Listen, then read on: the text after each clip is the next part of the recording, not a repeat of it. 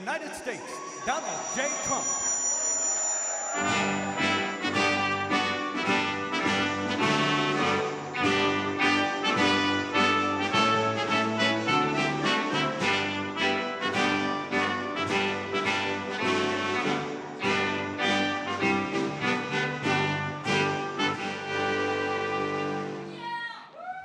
Well, thank you very much. Nice place. I guess you've mostly been here, but you like it a lot better with Trump than you like it with Biden. That I can tell you. That's because you're smart. Well, I'm thrilled to welcome so many good friends to the White House as we celebrate the third night of Hanukkah. Right? Third night. Time flies. Let me take a moment to send the love and prayers to our entire nation, to the people of Australia, and especially all those affected by the horrific and anti-Semitic terrorist attack, and that's exactly what it is, anti-Semitic, that took place on a Hanukkah celebration in Sydney. What a terrible, terrible thing. We don't learn. We're joined in mourning all of those who were killed, and we're praying for the swift recovery of the wounded. Some are very horrifically wounded, as you probably know.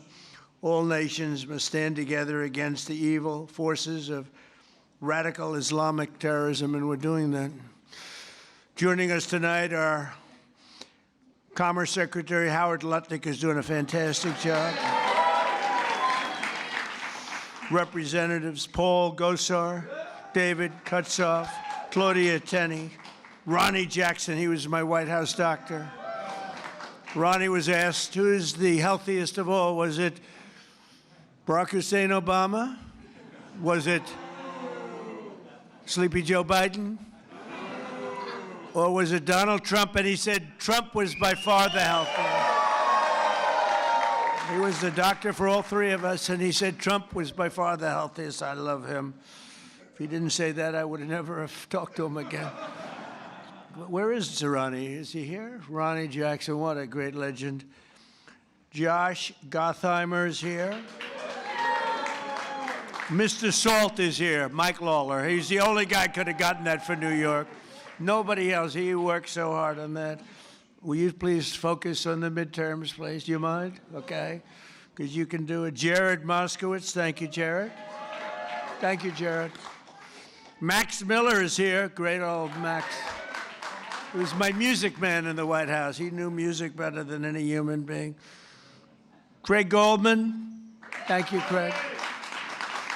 And Randy Fine, new to Congress, but he's done a great job. He's been great. As well as the mayor of Boca Raton, Florida, Scott Singer. Thank you very much. Thank you, Scott. Good place. I love Boca. National Chairman of the Republican Jewish Committee, Norm Coleman. Thank you, Norm.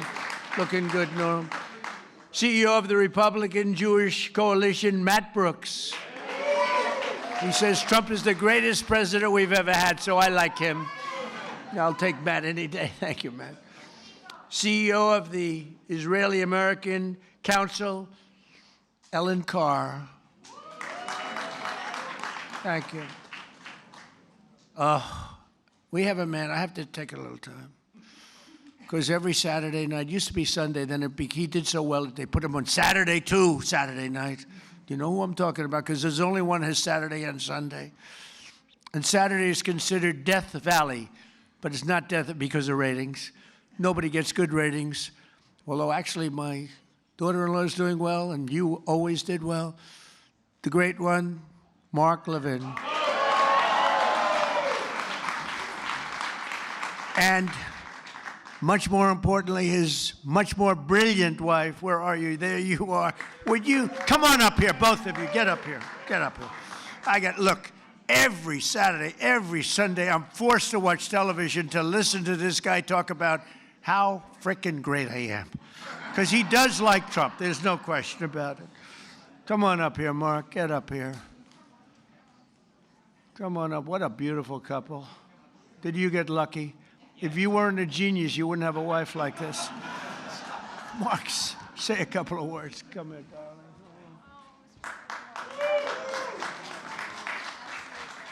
And these people do like Israel. Hold on. And he loves Israel too. It's true. 2 seconds. Just 2 seconds. 6 years ago, I was up here, and I said, "This is our first Jewish president." Now he's the first Jewish president to serve two not consecutive presidencies. We thank you for everything. That's right. Bad things happened on the second one. Namely, the election was rigged. And we found out, and you see that happening. But, and you are the greatest president. Thank you very much. And God bless you. I miss you. I miss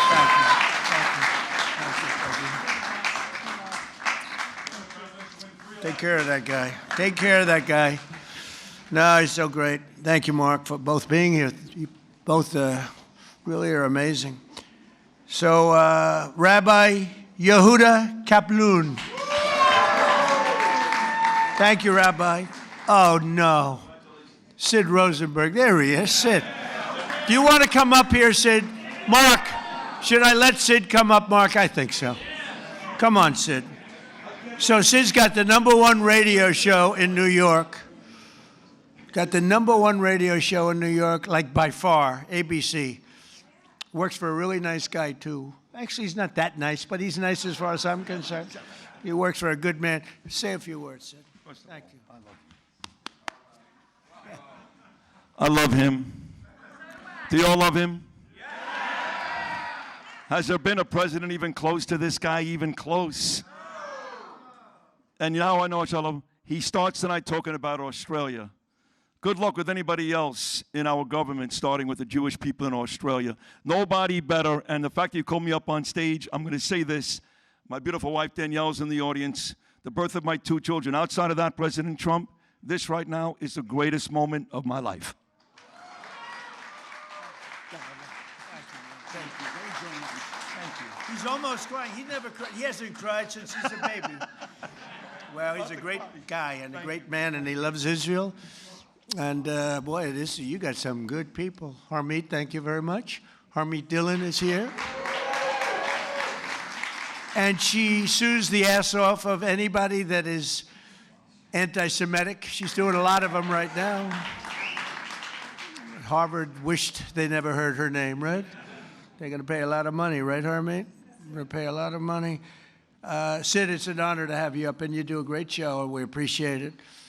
And say hello to the Casamatides person, who's fantastic. And another person, I really love her. I think she's a beautiful woman. You're not allowed to say that anymore, because if you do, it usually means the end of your political career, but I've been threatened much worse than that.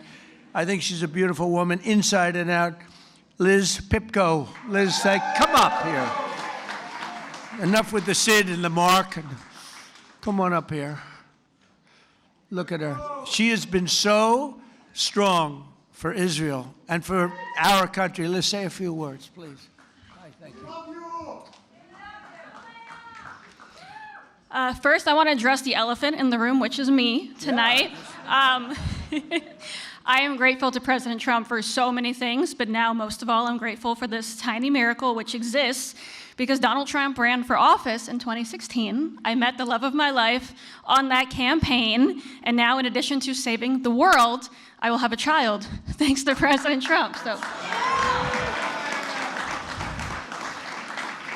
And much more importantly, the Jewish people have been through a lot, of course, the last few years, last weekend, and I just hope on this holiday of miracles, we realize what a miracle it is to be in the greatest country on the face of the earth, in the most beautiful building, and with the greatest president this world has ever seen.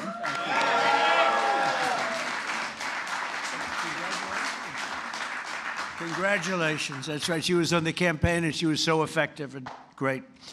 And we always have to remember the ones that have been great in good times and bad. That's why Mark and the people I introduce, because I don't introduce them when they're just sort of good. When they're good, everyone's good. The day after I won the election, they were all, "Sir, I just want to tell you, you're the greatest person I've ever seen. Thank you, sir. I'd love to have dinner sometime. Where have you been for the last 2 years?" We have a lot of those people, mostly those. Jason, how are you, Jason? Jason Greenblatt. Do you know Jason Greenblatt? He worked for me for years. He's a great lawyer. Then he made a lot of money, and he said, I'm getting out. And you focused on Israel, right? That was the focus. He says, I love Israel. I just want to focus on Israel. It's good to see you, Dave. I haven't seen you in a long time, but he was a great lawyer. Here's another great lawyer, David. Good to have you here. Good to have you here, David. And we have another person that's a very special person. She received the Presidential Medal of Freedom. She is a beautiful woman, actually, in my opinion. Another one. That's 2 reasons now. And third, by the way, Mark, we have 3 reasons, Mark, because your wife is incredible, always, from day one. But I think it's okay if we ask Miriam Adelson. Do you want to come up, Miriam? Come up here, Miriam. Miriam gave my campaign, indirectly and directly, $250 million. She was number 1. When somebody can give you $250 million, I think that we should give her the opportunity to say hello. And Miriam, make it quick, because $250 million is not what it used to be. Okay? Hello, darling. Come in.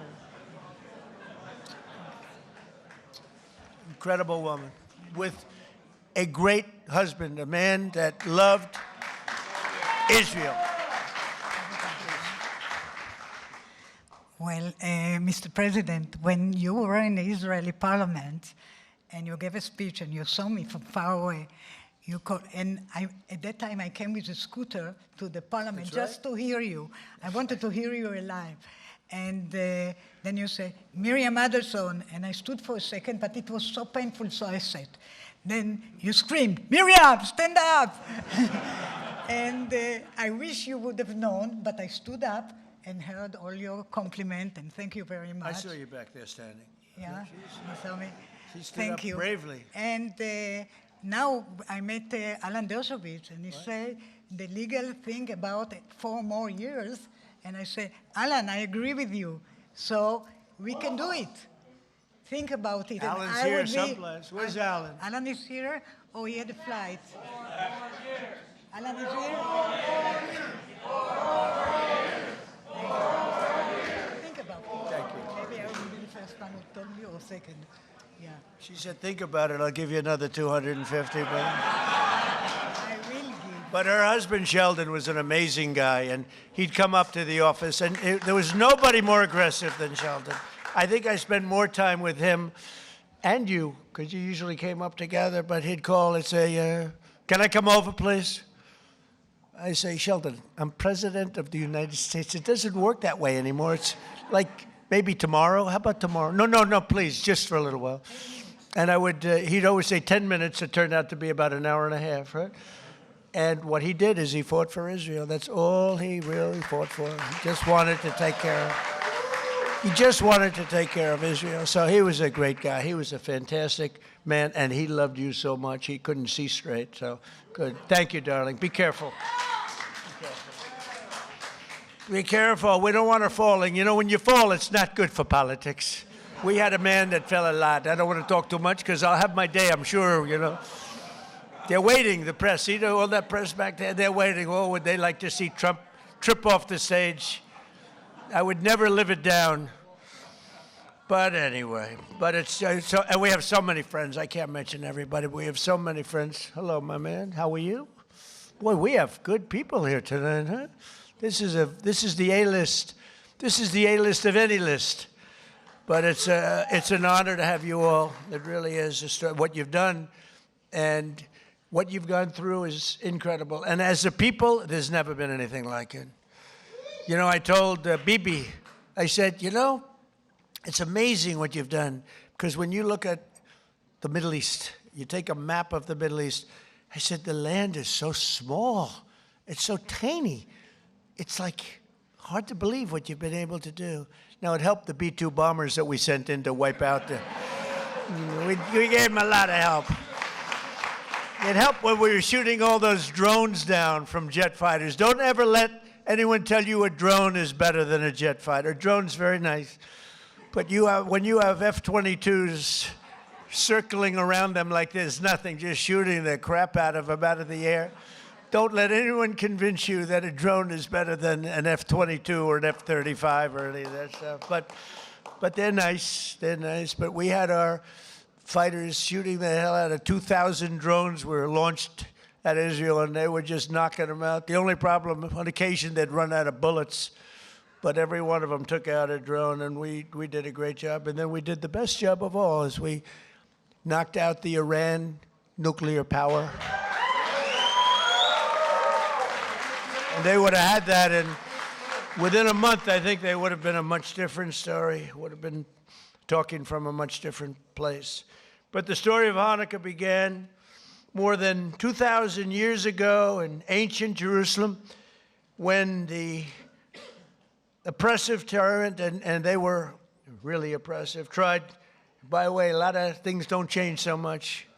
They'd be oppressive today if you didn't have strength. You need strength, Mark, right? If you don't have strength, and if you don't have a partner with a good president, don't forget you had a president previously that believed in Iran. They ditched the entire world for Iran. That's why they signed the Iran nuclear deal that I terminated immediately. It was the worst deal. And Bibi Netanyahu came over here to beg Barack Hussein Obama not to sign that deal, but he signed it. He signed it. It was a whole different world. And that's why I wonder. I got the highest Jewish vote. Now, I have to say, in Israel, they say I'm at 99%. But over here, I was like at 50. It meant that 50% of the people over here voted for Kamala. Is that possible? Is that even possible, right? So anyway, but they suppressed the Jewish worship and imposed foreign rules. Are we okay over there? Just want to make sure you're okay. You okay? Good. I want to make sure you're perfect. Okay? Thank you very much, yeah. Yeah, is there a doctor? Get a doctor over there, please, just in case. Go ahead, hop over there, please. Okay? Good. Thank you very much. Everything good? Okay. Great person. Against overwhelming odds, a small band of Jewish fighters rose up to defend the Jewish people's right to worship freely. When they reclaimed the Holy Temple, they found only a single flask of sacred oil, just enough to keep the menorah's light burning for one night. They wanted that light to burn just for one night. Yet, as the story goes, that small flame endured for 8 days. Do you know that story? Does everybody know that story? For thousands of years, the miracle of Hanukkah has reminded us of God's love for the Jewish people, as well as their enduring resilience and faith in the face of centuries of persecution. Centuries. And it continues. It continues. Who would believe this could continue? And it sort of started here with schools and universities, and Harmeet's taking care of that situation very strongly in the Department of Justice, right? Who would believe it? But we're grateful to be joined by another reminder of that unbreakable strength, two courageous survivors of the Nazi Holocaust, Jerry Worotsky and Michael Bornstein. Where are they? Where are you guys? Well, you look good. You look better than I do. You look fantastic. Jerry was only 9 years old when the Nazis invaded Poland. He lost both of his parents in the camps, but refused to let their murder defeat him. After the war, he came to New York, where he had an incredibly successful career, became very successful, and became a good friend of Melania and myself. And I want to thank you, Jerry, and that's incredible what took place. Thank you very much. Thank you, Jerry. Thank you very much. And Michael Bornstein lost both his father and mother in Auschwitz when he was just a very young man, a toddler actually. Through the love and sacrifice of other family members, he managed to survive and reunite with his mother in later years. They would come to America, where Michael received a scholarship to college and eventually earned a PhD in chemistry. and became one of the most brilliant chemists anywhere around. So Michael and Jerry, I want to just thank you. We're honored to have you. This whole group of people are very honored to have you both. Thank you very much. Thank you. Thank you very much. Thank you, Michael. As President of the United States, I will always support Jewish Americans, and I will always be a friend and a champion to the Jewish people. I have been. And I will say, you know, if you go back 10, 12, 15 years ago at the most, the strongest lobby in Washington was the Jewish lobby. It was Israel. That's no longer true. You have to be very careful. You have a Congress in particular which is becoming anti-Semitic. You have AOC +3. You have those people, Ilhan Omar, she hates Jewish people.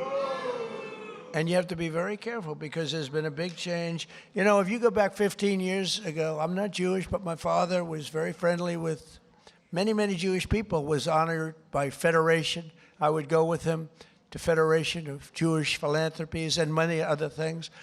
And we grew up respecting and loving Jewish people. You know, you don't even think about it. In Brooklyn and Queens mostly. And my father didn't go to Manhattan. He never went to Manhattan from the standpoint. He could never understand how in Brooklyn you could buy a piece of land for $3 a foot and how in Manhattan you had to pay $1,000 a foot. He said, I can't get that. I don't like it. I like to buy it for $3. So it was different. It's a different thinking. In a way, I'm glad he didn't do that because he let me have some of that fun. And I had a lot of fun in Manhattan. We did great.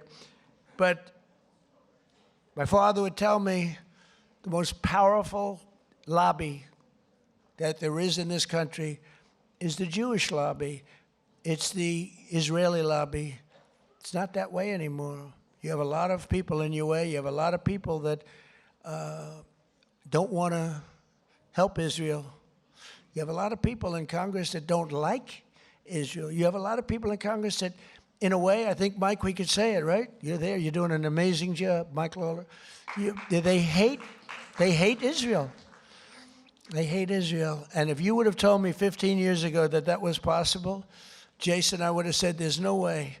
There's no way that's possible. But it's happening.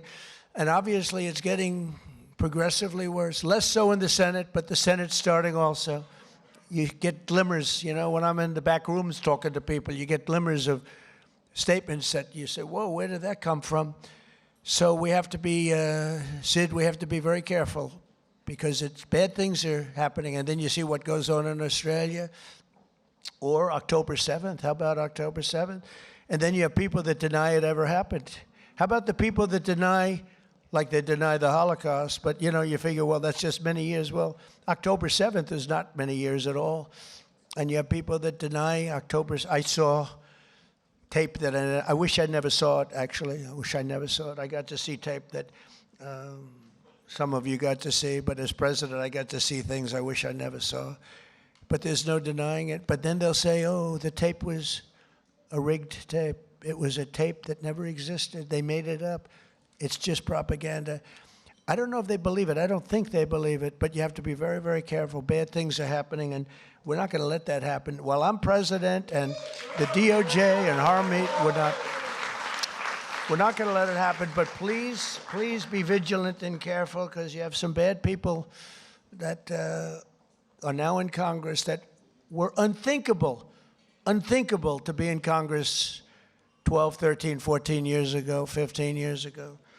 Within days of taking office, I signed a historic executive order to combat the vile scourge of anti-Semitism, as you know.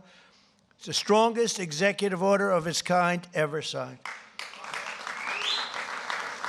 And we're also mobilizing federal resources to protect Jewish students and faculty. The faculty is under siege. The students are under siege. When you look at Columbia, you look at Harvard, you look at some of these schools, what's going on. But the faculty on campuses across America and are deporting foreign jihadist sympathizers and terrorist supporters at record levels. We're deporting them. We're not putting them in jails. We're deporting them.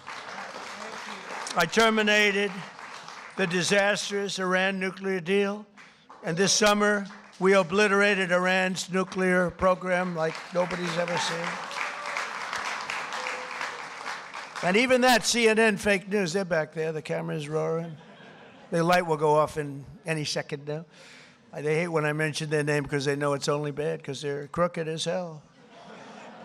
They're fake news, you know, the term. I think it's one of my better terms, Sid, right? I don't think anybody takes it away. We have some good ones, Pocahontas, but I think fake news is probably pretty good. The only problem is it's actually not strong enough. You know, fake, it's crooked, corrupt, disgusting news, but we'll have to do with fake. But fake isn't strong enough. That's the only problem. It's actually, I wish I could come up with a word that's really more powerful than fake, but fake is good enough. But CNN with the attack on Iran, they said, well, I used the word we obliterated them. You know why? Because the pilots told me they know better than anybody, and the pilots told everything, and then we had visuals. And these pilots are coming back after having endured the most dangerous ride. I said, did you guys, I had them all to the Oval Office. After 2 weeks after the attack, I had them all. I had the pilots, and I had the people that maintained the planes. I had the people that fly the tankers. We had 52 tankers because we had the 7 major planes. We also had 4 planes flying in different, of the B-2, flying in different directions. Iran didn't know what the hell was happening. But we had a whole force of F-22s, most beautiful fighter jet ever made, most powerful fighter jet ever made. And F-35's a brand new one. And they're stealth. Believe me, they're stealth because they went into Iranian airspace and Iran never saw anything. And it was, think of this, 2 o'clock in the morning. It was dark at night. There was no moon at all, no light, no nothing. And every single bomb went right down those air shafts into granite mountains, right down those air shafts. At 2 o'clock in the morning with no vision, every single bomb hit its target. And CNN said on the way back, they were on the way, they hadn't even landed yet, well, maybe the attack wasn't that bad.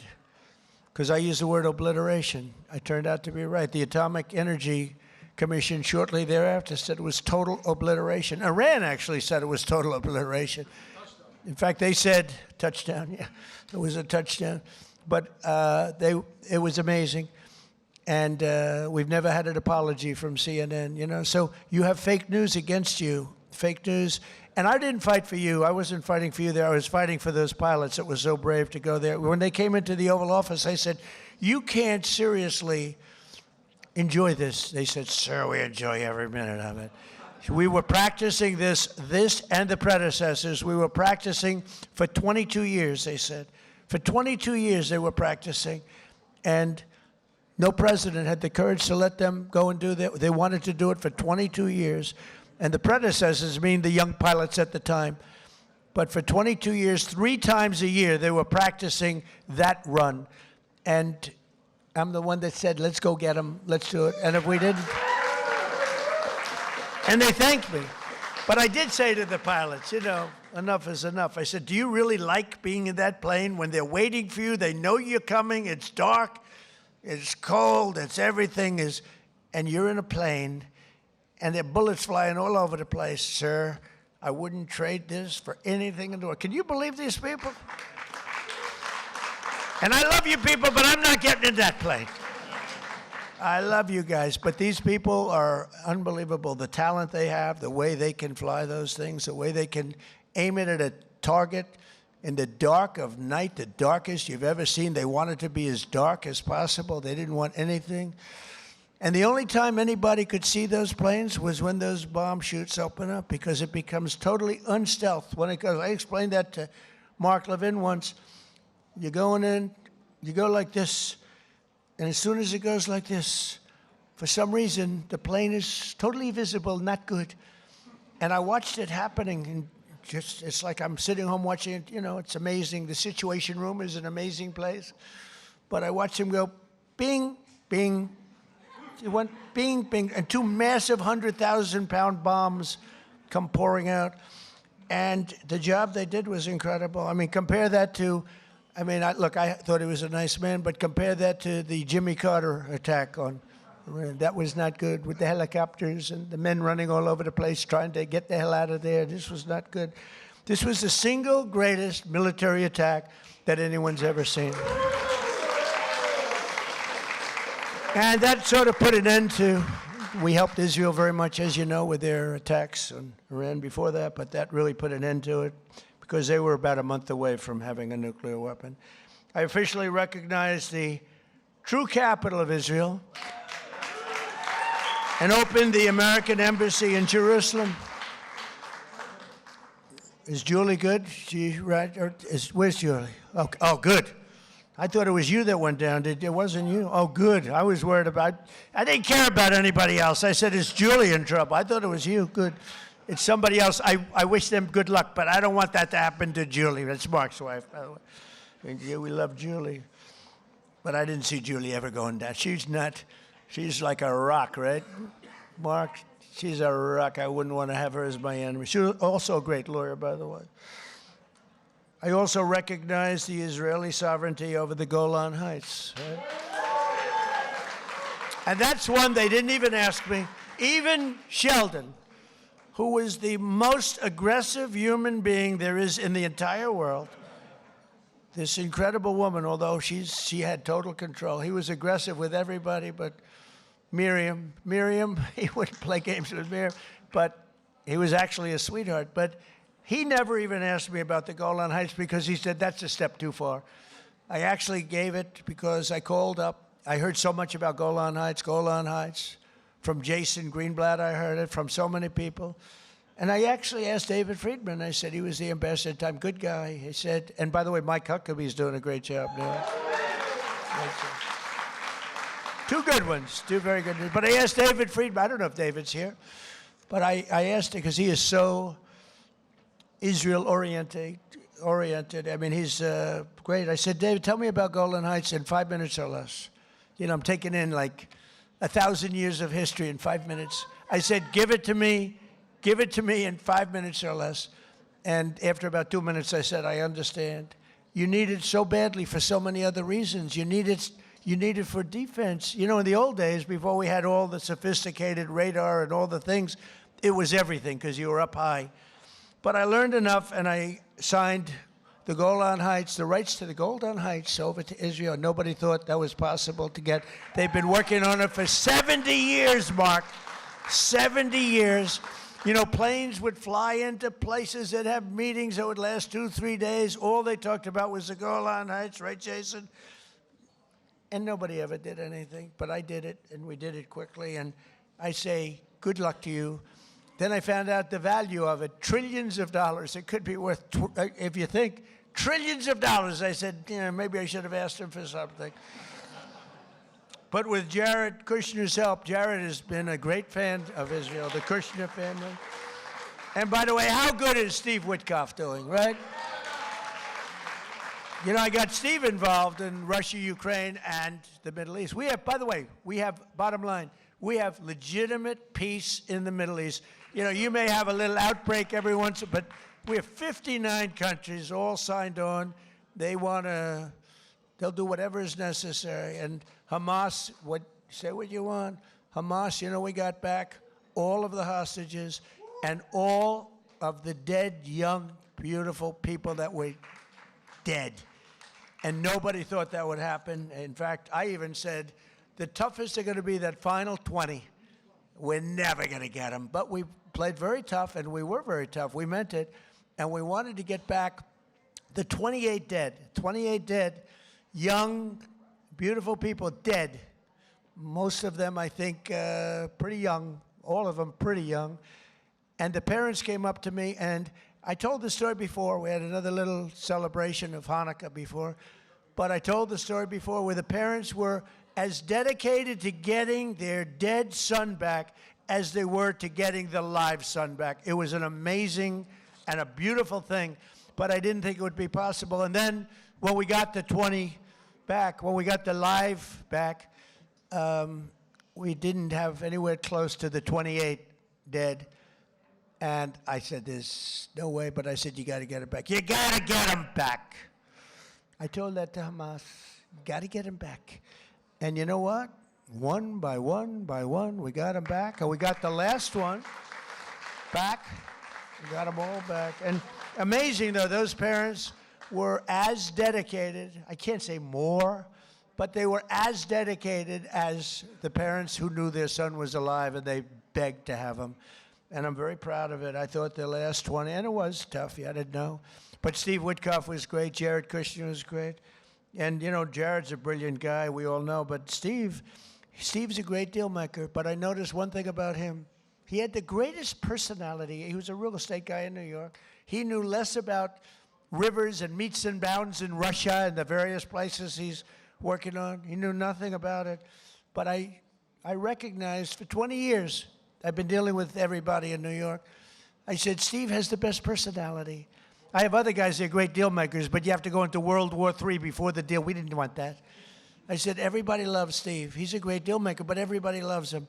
And that's what turned out to be. People love Steve. And I think we're going to be pretty close. I mean, we're going to see. I thought the easiest war to settle would be Russia, Ukraine, because they have a good relationship with Putin. It would have never happened if I were president. That would have never, and it didn't happen for 4 years. Putin understood. Would have never, ever happened. But Steve has done a fantastic job, and he loves Israel, and he's done a great job. So we did Israel, and we did peace in the Middle East, and we have a real peace. That's a real peace. If Hamas acts up, they know it's big trouble. And we have Hezbollah, as you know, in Lebanon, and they're big trouble. But we have peace, and we have many countries that want to go in and take out Hezbollah if it happens, if we want to do it. Not just Israel. Many countries would do it. There's tremendous unity now in the Middle East, and we really do. We really have peace in the Middle East for the first time ever, so it's an honor. It's an honor. So we did our ceasefire agreement to end the war in Gaza, which everybody said was an impossibility, and we begin the new era of that beautiful peace in a place that nobody thought peace was possible, the Middle East. So congratulations to everybody in this room. Everybody wanted it. But the story of Hanukkah reminds us that light will always prevail over darkness, and faith and triumph over fear. Together, let us honor the eternal flame and the faith that has always protected the Jewish people. You are protected. You are special, special people. You are special people. So I want to thank everybody. I want to wish you all a happy Hanukkah. And you know, this is the first time that I've ever brought up notes to make a speech for. We call them the Christmas dinners. I call them the Christmas Hanukkah dinners, if that's okay. I hope you don't mind. But I call them New Year's dinners too. But I've made about 20 of them so far. I never had any others. I brought this up. You know why? I've done so much for Israel that I have to read. Look at it. I got like pages. And I don't want to leave anything out. I don't want to leave Golan Heights out. I want to tell you what we did. But it's an honor to help you. I have so many friends, and a lot of you are right in this audience. Very special group of people. You know, for every time we have one of these parties, we have to turn down 10 people for everyone that makes it. It's the White House. Soon you'll have a ballroom that's so big I can handle. And we just won the case today. Did you know that, Mark? We just won the case. We got sued. We're donating a $400 million ballroom, and we got sued not to build it. For 150 years, they've wanted a ballroom, and we're giving them, myself and donors are giving them, free of charge, for nothing. We're donating a building that's approximately 400 million. I think I'll do it for less, but it's 400. I should do it for less. I will do it for less. But just in case I say 400, otherwise if I go $3 over, the press will say, it costs more. I build under budget and ahead of schedule, right, Jason? Always. I know how to build under budget. I build good, but we won the case. They asked for a restraining order to stop us from building a magnificent ballroom. I said, who would ask for a restraint? We're giving them, Sid, a $400 million. It'll be the most beautiful ballroom, and it'll handle inaugurations. It's got 5-inch thick glass windows. It's impenetrable by anything but a howitzer. It's impenetrable. Now, I will say, if I'm up making a speech someday, Mark, and I hear ding, ding, ding, I'm out of there. But we have it's going to be one of the greatest. I think it'll be the greatest ballroom anywhere in the world. But I said, who else but in our country would sue to stop a $400 million beautiful ballroom that people have been after for the White House? The White House has wanted a ballroom for 150 years. You know, they used to use a tent, and they have a tent, and the tent would go in a very low area because it's the only area that can handle a big tent. And if it rained, the rain would go over the woman's beautiful shoes with the high heels, about 6-7 inches worth of water. They'd be sitting in the water, and people said, would rather have that than a brand new. This ballroom is going to be amazing. Also designed to handle the inauguration so that you have total safety from not only the weather. January 20th is always a disaster from a coldness standpoint, but you know, we had it in the Capitol, and there was nothing more beautiful. But from a safety standpoint, we can do better. So we're going to have something that's really, really spectacular. And I thank the judge in the case for the courage in making the proper decision, because we didn't want to be held up. We would win that automatically anyway, but we didn't want to be held up or delayed. We want to go. And right outside, you see the pile drivers going boom, boom, boom, and my wife is being driven crazy. She said, this is not what I had in mind. You know, the first day she was great. She heard these piles that go down 150 feet into the ground, boom. Second day, she was okay.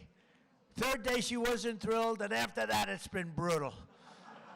But you know what? You're going to have the greatest ballroom anywhere in the world, and you're going to love it. It's going to fit beautifully with the White House. Happy Hanukkah. Have a great year. We love you, and we love Israel. Thank you very much. Thank you. Thank you, Mark. Thank you.